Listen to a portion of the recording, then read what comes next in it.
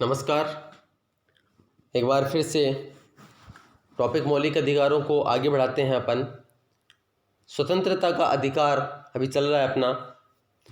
स्वतंत्रता के अधिकार के बारे में अनुच्छेद 19 से अनुच्छेद 22 तक बताया गया है। अनुच्छेद 19 में अपन ने लास्ट वीडियो में पढ़ा था वाक एवं अभिव्यक्ति की स्वतंत्रता, कि प्रत्येक व्यक्ति अपनी बात को बोलने, विचार करने और उसे प्रकट करने के लिए स्वतंत्र है, पूर्ण रूप से स्वतंत्र है। अनुच्छेद 19 में 7 स्वतंत्रताएं थी, लेकिन वर्तमान में इसमें 6 स्वतंत्रताएं हैं, जिनके बारे में अपन ने चर्चा की है। आगे बढ़ते हैं अपन अनुच्छेद 20 में। अनुच्छेद 20 में जो स्वतंत्रताएं हैं, यह है अपराध के लिए दोष सिद्धि के संबंध में संरक्षण। दोष सिद्धि के संबंध में संरक्षण, क्या संरक्षण है दोष सिद्धि के संबंध में, देखते हैं। 3 बातें इसमें कही गई है। पहली बात तो इसमें यह है कि किसी भी व्यक्ति को उसी कानून के तहत सज़ा दी जाएगी जो अपराध करते समय लागू था। कुछ कानून होते हैं जो बाद में हट जाते हैं या कोई परिवर्तित हो गए, लेकिन जिस समय अपराध किया गया उस समय वो कानून था या नहीं। लेटेस्ट एग्जाम्पल लेते हैं अपन। कोरोना वॉरियर्स के लिए कानून आया है कि 7 साल के लिए सज़ा दी जाएगी, गैर जमानती होगी। लेकिन कानून आया है अभी 2 दिन पहले, यानी 23 को आया, 23 अप्रैल को आया। जबकि घटनाएं जो घटित हुई वो 23 अप्रैल के पहले हुई, तो उनको सज़ा नहीं मिलेगी। लेकिन 23 को यह अध्यादेश लागू हो गया, तो 23 अप्रैल के बाद में यदि किसी ने भी कोरोना वॉरियर्स पर हमला किया, उनके ऊपर ये कानून लागू होगा। यानी जिस समय भी जिसने अपराध किया है कानून के तहत, उस समय कानून कैसा है उसके तहत ही सज़ा मिलेगी। अर्थात आपराधिक कानून भूतलक्षी क्रियान्वयन नहीं हो सकता है। पहले के कानून को भूतलक्षी नहीं बनाया जा सकता, पहले वाले कानून को लक्ष्य नहीं बनाया जा सकता है।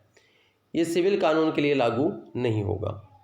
आगे आते हैं 20(2) है कि किसी व्यक्ति को एक अपराध के लिए एक बार ही सज़ा दी जाएगी।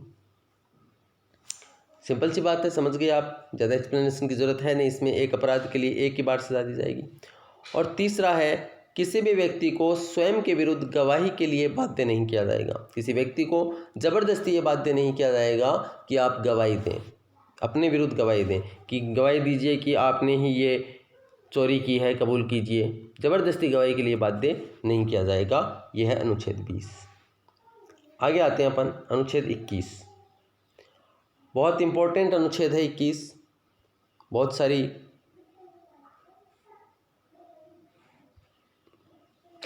सारे क्वेश्चंस आते हैं अनुच्छेद 21 से। देखते हैं अपन अनुच्छेद 21 को। इसमें लिखा हुआ है प्राण और दैहिक स्वतंत्रता का अधिकार। पहले तो मैं आपको ये बता दूं, प्राण और दैहिक स्वतंत्रता का अधिकार भारतीय संविधान में जर्मनी के संविधान से लिया गया है। अब प्राण और दैहिक स्वतंत्रता के अधिकार से वंचित नहीं किया जा सकता है, तो फिर जेल में कैसे रख लेती है सरकार, या फांसी की सज़ाएं कैसे दे दी जाती है, कैसे उसके प्राण छीन लिए जाते हैं। तो इसके लिए कहा गया है कि प्राण दैहिक स्वतंत्रता से वंचित तो किया जा सकता है, लेकिन एक आधार होगा उसके लिए, और इसके लिए एक शब्द आता है विधि द्वारा स्थापित प्रक्रिया। विधि द्वारा स्थापित प्रक्रिया। आप जब भी मेरे वीडियोस देखें, कॉपी और पेन ज़रूर साथ में लेकर के बैठा करिएगा, ताकि एक दो कुछ ऐसे पॉइंट होते हैं जो याददाश्त के आधार पर होते हैं, जब पढ़ाने बैठता हूँ तो वो याद आ जाते हैं, तो आपके लिए बहुत उपयोगी होंगे।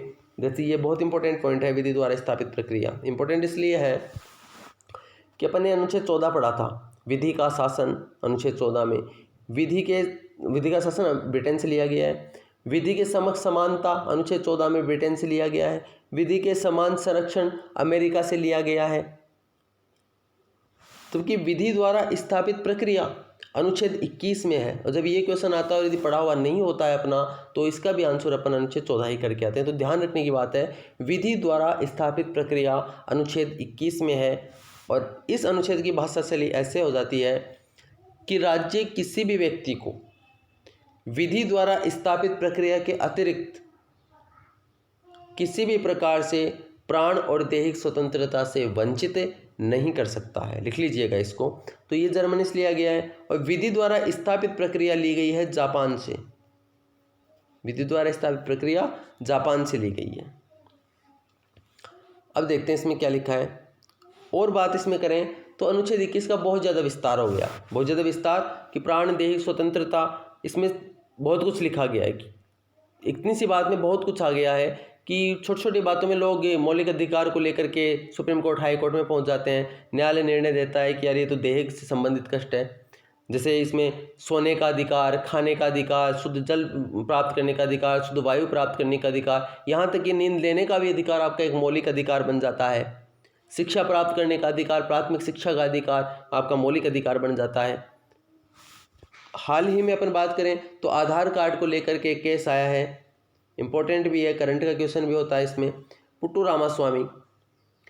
रामास्वामी केस में जिन्हें आधार कार्ड पर याचिका दायर की थी, तो पुट्टू रामास्वामी केस में न्यायालय ने निर्णय दिया कि निजता का अधिकार, निजता का मतलब राइट टू प्राइवेसी, निजता का अधिकार राइट टू प्राइवेसी, कि प्राइवेसी रखना व्यक्ति का मौलिक अधिकार है।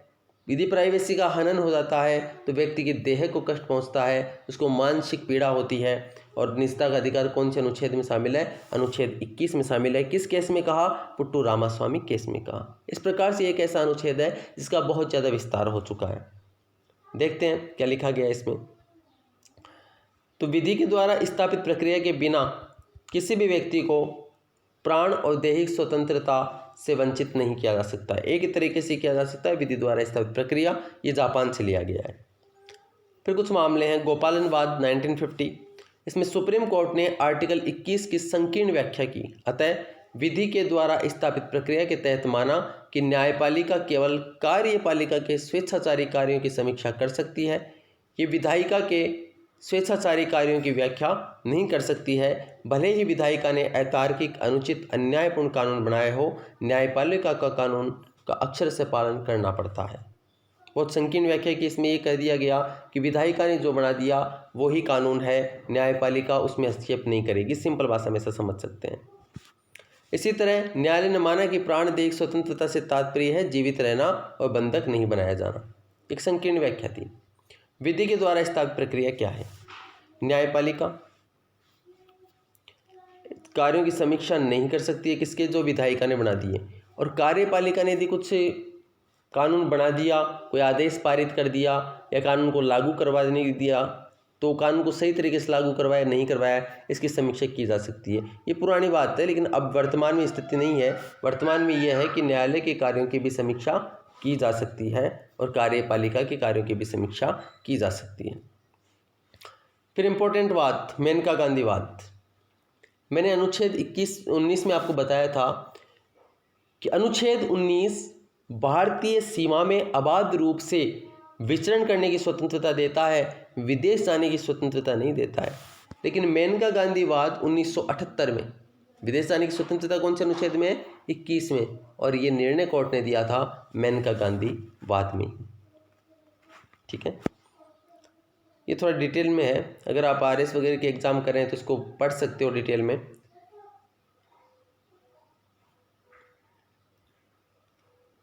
अब देखिए इसमें बहुत कुछ शामिल कर लिया। मानवीय प्रतिष्ठा के साथ जीने का अधिकार, स्वच्छ पर्यावरण, प्रदूषण रहित जल वायु जीने का अधिकार, जीवन रक्षा का अधिकार, निजता का अधिकार, राष्ट्र का अधिकार, स्वास्थ्य का अधिकार। निजता का अधिकार वेरी वेरी इंपॉर्टेंट करंट से। और एक ये 14 वर्ष की उम्र तक निःशुल्क शिक्षा का अधिकार। ये केस आया था मोहिनी जैन बनाम कर्नाटक राज्य। इसमें न्यायालय ने ये कहा कि 14 वर्ष से कम आयु के बच्चों को निःशुल्क शिक्षा का अधिकार अनुच्छेद 21 में शामिल है। भविष्य में जब ये कानून बना तो एक अलग अनुच्छेद बनाया गया, अनुच्छेद 21 के, अभी पढ़ेंगे अपन आगे। क्योंकि न्यायालय ने पहले ये निर्णय दे दिया था कि ये कौन से अनुच्छेद में शामिल है, अनुच्छेद 21 में। तो भविष्य में जब विधायिका ने कानून बनाया अपनी संसद ने कि 14 वर्ष से कम आयु के बच्चों को निःशुल्क प्राथमिक शिक्षा दी जाएगी, तो ये अनुच्छेद 21 में ही एक भाग बनाया गया, क्योंकि न्यायालय ने पहले ही कह दिया था। जैसे मान लीजिए कि निजता का अधिकार अनुच्छेद 21 में शामिल है। कल को यदि संसद को ऐसा कानून बनाती है कि निजता का अधिकार एक कानून के रूप में कि क्या क्या प्रोविजंस होंगे इसमें, तो और एक अलग अनुच्छेद बनाती है, तो अनुच्छेद 21 में ही शामिल करने के चांसेस बनते हैं। अनुच्छेद 21 ख बन जाएगा। इस तरीके से शामिल होते हैं। और आने वाले टाइम के संविधान के क्वेश्चंस भी इस टाइप के हो जाएंगे कि चर्चाएं क्या हुई थी संविधान सभा में, उसके ऊपर क्वेश्चंस आने चालू हो जाएंगे कि मौलिक अधिकारों के संबंध में क्या चर्चाएं हुई थी। कारण यह है कि कंपटीशन का लेवल इसी तरीके से बनता है। अकेले कारावास में बंद होने के विरुद्ध अधिकार, त्वरित सुनवाई का अधिकार, हथकड़ी,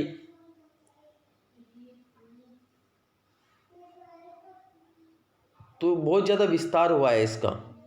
ठीक है, इसकी पीडीएफ आपको मिल जाएगी। ये इसका विस्तार हुआ है अनुच्छेद 21 का बहुत ज़्यादा, बहुत सारे अनुच्छेद इसमें शामिल हो गए। फिर अपन बात करते हैं अनुच्छेद 21 क की।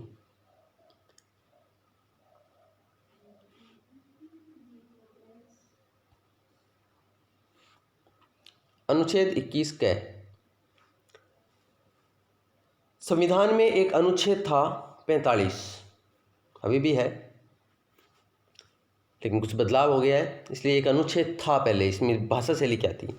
अनुच्छेद 45 में ये कहा गया था, जो कि नीति निर्देशक तत्व में है, और नीति निर्देशक तत्व भारतीय संविधान में इसलिए शामिल किए गए थे, इसमें क्या नीति नैतिकतापूर्ण बातें की गई हैं, नैतिकतापूर्ण निर्देश दिया गया है राज्य को कि आज जैसे मान लीजिए निःशुल्क अनिवार्य शिक्षा का प्रोविज़न था अनुच्छेद 45 में। 6 से 14 वर्ष तक के बच्चों के लिए राज्य निःशुल्क और अनिवार्य शिक्षा प्रदान करेगा। लेकिन इन सब चीज़ों के लिए पैसे की आवश्यकता होती है, वित्त की आवश्यकता होती है। देश न सक्षम नहीं था, तो एक भाग बना दिया अलग से नीति निर्देशक तत्व कि जैसे जैसे राज्य सक्षम होगा, भारत संघ जैसे जैसे सक्षम होगा, वैसे वैसे ये इन प्रोविजंस को, इन प्रावधान को लागू करेगा। तो अनुच्छेद 45 में ये कहा गया था मूल संविधान में कि राज्य 6 से 14 वर्ष तक के बच्चों को निःशुल्क और अनिवार्य शिक्षा उपलब्ध कराएगा। कैसी शिक्षा? प्राथमिक शिक्षा उपलब्ध कराएगा। और चूँकि यदि आप शिक्षा की तैयारी कर रहे हैं तो थोड़ा ध्यान दीजिएगा, यहाँ पे प्राथमिक शिक्षा के लिए प्राइमरी शब्द नहीं आया है, यहाँ पे प्राथमिक शिक्षा के लिए एलिमिनेटरी शब्द आया है। और अंग्रेजी वर्जन याद रखना इसलिए ज़रूरी है कि पेपर में लिखा हुआ आता है साफ साफ कि यदि हिंदी और अंग्रेजी के वर्जन में कोई मिसमैच होता है तो इंग्लिश वर्जन ही मान्य माना जाएगा।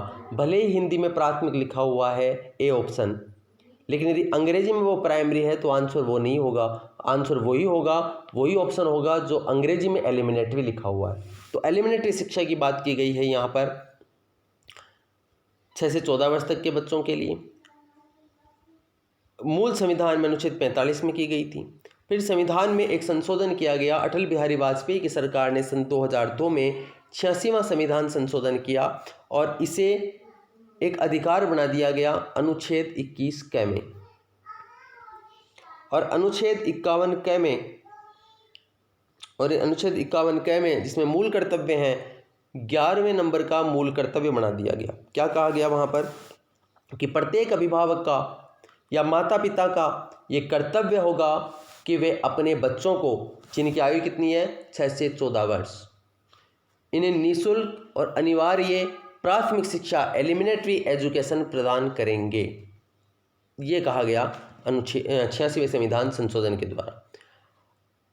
तो 2 संशोधन हो गए इससे। एक तो अनुच्छेद 45 को लागू करने के लिए अनुच्छेद 21 क में मौलिक अधिकार बना दिया और 51 क में 11वें नंबर का मौलिक कर्तव्य बना दिया गया। एक और इम्पोर्टेंट लक्ष्य अपन ने ले लिया, अनुच्छेद 45 की भाषा शैली बदल दी क्योंकि ये लक्ष्य अपना अचीव हो चुका है। और यहाँ पे लिख दिया कि राज्य 0 से 6 वर्ष तक के बच्चों के लिए शिक्षा और पोषण की व्यवस्था करेगा, जो अपन वर्तमान में आंगनबाड़ी केंद्रों में यानी नंद घरों में देख रहे हैं। शिक्षा और पोषण की व्यवस्था करेगा। शिक्षा का अधिकार अधिनियम 2009 में पारित किया गया। दोनों चीज़ों को समझना। शिक्षा का अधिकार मौलिक अधिकारों में कब शामिल हुआ? 2002 में। कौन से संविधान संशोधन से? 86वें संविधान संशोधन से। लेकिन शिक्षा का अधिकार कानून कब बना? 2009 में। लागू कब हुआ? 1 अप्रैल 2010 से। 6 से 14 वर्ष तक के बच्चों की संख्या निःशुल्क तथा अनिवार्य है। शिक्षा निःशुल्क और अनिवार्य है और निजी विद्यालयों में भी इनको आरक्षण की व्यवस्था की गई है। 25% आरक्षण निजी जो विद्यालय हैं इनमें भी दिया जाएगा। स्वतंत्रता के अधिकार के संबंध में अंतिम मौलिक अधिकार, स्वतंत्रता के अधिकार में गिरफ्तारी और निरोध से संरक्षण। इसमें निवारक कानून के तहत बताया गया है। निवारक कानून क्या होते हैं? ऐसे कानून, गिरफ्तारी दो प्रकार से होती है। देखिए, एक तो होता है साधारण गिरफ्तारी और एक होती है निवारक कानून के तहत गिरफ्तारी। निवारक कानून, यदि गिरफ्तारी साधारण कानून के तहत है तो गिरफ्तारी का कारण बताना आवश्यक होगा कि आपके खिलाफ वारंट है। दूसरा, वकील से विधि व्यवसाय से परामर्श करने का अधिकार है। तीसरा, 24 घंटे के भीतर मजिस्ट्रेट के सामने पेश किया जाएगा। इसमें यात्रा के समय को नहीं जोड़ा जाएगा। अगर गिरफ्तारी निवारक कानून के तहत हुई है, ये तो साधारण कानून की गिरफ्तारी है, यदि गिरफ्तारी निवारक कानून के तहत हुई है तो इसमें प्रोविजंस ये है, क्या प्रोविज़न है कि गिरफ्तार, निवारक कानून का मतलब है, पहले निवारक कानून का मतलब समझ लीजिए कि किसी से ऐसी संभावना है कि ये व्यक्ति कोई बड़ी दुर्घटना को अंजाम दे सकता है तो उसकी गिरफ्तारी की जाती है। यानी निवारक, किस दुर्घटना को रोकने के लिए, अपराध को रोकने के लिए गिरफ्तारी की जाती है, वो है निवारक कानून गिरफ्तारी। निरोध करने का कारण यानी गिरफ्तार करने का कारण जानने का अधिकार है, लेकिन जनहित में आवश्यक नहीं है कि उसे कारण बताया जाए। अगर उसे गिरफ्तार किया गया है तो अपील करने का अधिकार अवश्य है, लेकिन ऐसे व्यक्ति को